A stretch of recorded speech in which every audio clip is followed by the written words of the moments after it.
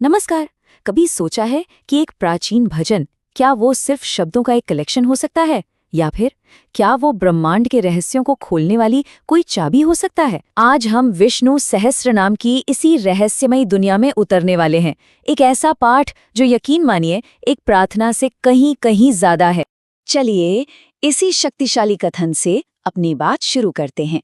ये लाइन इस पाठ के रहस्य और इसके महत्व की ओर एक गहरा इशारा करती है। एक ऐसी शक्ति जिसका अनुभव सदियों से किया जाता रहा है। तो आखिर ये विष्णु सहस्त्रनाम है क्या? बिल्कुल सीधे और सरल शब्दों में कहें तो ये महाकाव्य महाभारत के अनुशासन पर्व का एक हिस्सा है और इसमें भगवान विष्णु के 1000 नामों का संग्रह है। तो चलिए इसकी सबसे पहली और कह सकते हैं सबसे ठोस परत को खोलते हैं, यानी शांति का विज्ञान। देखते हैं कि इस प्राचीन प्रैक्टिस पर आज का मॉडर्न साइंस क्या कहता है। सवाल ये है कि आज के दौर में जब कोई इस स्तोत्र का जाप करता है तो उस पर इसका असल में क्या असर होता है। एक न्यूरोसाइकोलॉजिकल स्टडी ने इसी सवाल का जवाब ढूंढने की कोशिश की और जो नतीजे सामने आए, सच कहूं तो वो हैरान करने वाले थे। इस स्टडी ने 5 मेन एरियाज में इंप्रूवमेंट दिखाया। देखिए, सबसे पहला है इमोशनल बैलेंस और स्ट्रेस में जबरदस्त कमी। अब ये होता कैसे है? संस्कृत के कुछ खास नेजल साउंड्स हैं जिन्हें अनुस्वार कहते हैं। वो गले में एक वाइब्रेशन पैदा करते हैं जो सीधे हमारी वेगस नर्व को स्टिमुलेट करती है। और ये नर्व क्या करती है? ये हमारे शरीर के रेस्ट एंड डाइजेस्ट सिस्टम को, मतलब आराम वाले मोड को एक्टिवेट कर देती है। नतीजा, तनाव तुरंत कम। दूसरा, फोकस करने की एबिलिटी में गजब का बूस्ट। एमआरआई स्कैन्स में तो ये तक दिखा है कि रेगुलर जाप करने वालों के ब्रेन में ग्रे मैटर और हिपोकैम्पस का साइज बढ़ जाता है, और यही हिस्से तो मेमोरी और फोकस के लिए जिम्मेदार हैं। तीसरा, माइंडफुलनेस, मतलब प्रेजेंट मोमेंट में जीने की कला। जाप की जो लय है ना, वो ब्रेन वेव्स को अल्फा और थीटा स्टेट में ले जाती है। ये वही स्टेट्स हैं जो डीप मेडिटेशन और क्रिएटिविटी से जुड़े हैं। चौथा, फिजिकल टेंशन में कमी। और पांचवा, इन सब का मिला जुला नतीजा, एक गहरी भीतरी शांति का अनुभव। और ये सिर्फ कहने की बातें नहीं है, ये बाकायदा साइंटिफिकली रिकॉर्ड किए गए रिजल्ट्स हैं। अच्छा, तो अब जाप के असर से आगे बढ़ते हैं और इसकी अगली परत को देखते हैं, इन नामों के पीछे छिपा गहरा दार्शनिक मतलब। यहाँ हर एक नाम सिर्फ एक नाम नहीं है, बल्कि वो परम सत्य की एक परिभाषा है, एक डिस्क्रिप्शन है। मतलब ये पूरा का पूरा स्तोत्र आध्यात्मिक और दार्शनिक विचारों का एक बहुत बड़ा नक्शा बन जाता है। चलिए कुछ एग्जाम्पल्स देखते हैं।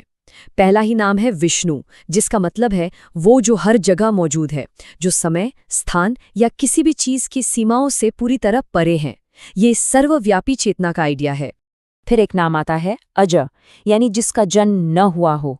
ये उस परम तत्व की तरफ इशारा करता है जिसमें कोई बदलाव नहीं होता, जो जन्म और मृत्यु के इस पूरे साइकिल से बाहर है। और सर्वगह नाम इस आइडिया को बहुत ही खूबसूरती से समझाता है। जैसे हर गहने में सोना होता है या हर लहर में सागर, ठीक वैसे ही एक ही सोर्स है जो पूरी सृष्टि के कण कण में मौजूद है। और उपनिषद का ये श्लोक इस बात पर और जोर देता है कि जिस परम सत्य की हम बात कर रहे हैं वो हमारी साधारण बुद्धि और हमारी इंद्रियों की पहुंच से भी परे है। और अब हम इस स्तोत्र की सबसे गहरी और शायद सबसे चौंकाने वाली परत में एंटर करने वाले हैं, ब्रह्मांडीय कूटलिपि। एक ऐसी परत जो हमारे ज्ञान के पूरे इतिहास को ही चुनौती दे सकती है। तो सवाल ये उठता है कि क्या ये सब सिर्फ दर्शन और आध्यात्मिकता तक ही सीमित है, या फिर इसमें कुछ और भी है, कुछ ऐसा जो हमारी नजरों से छिपा हुआ है। एक हाइपोथेसिस ये कहती है कि ये स्तोत्र असल में एक तरह की कॉस्मिक साइफर है, मतलब एक ऐसी एन्क्रिप्टेड भाषा जिसमें ब्रह्मांड के वैज्ञानिक रहस्यों और ज्ञान को कोड करके छिपाया गया है। और अब देखिए, ये इस पूरी परिकल्पना का आप कह सकते हैं दिल है। यहाँ इस टेबल में कुछ नामों की तुलना आज की साइंटिफिक डिस्कवरी से की गई है। जरा सोचिए, नाम है अणुः, जो सीधे सीधे एटॉमिक थ्योरी की बात करता है।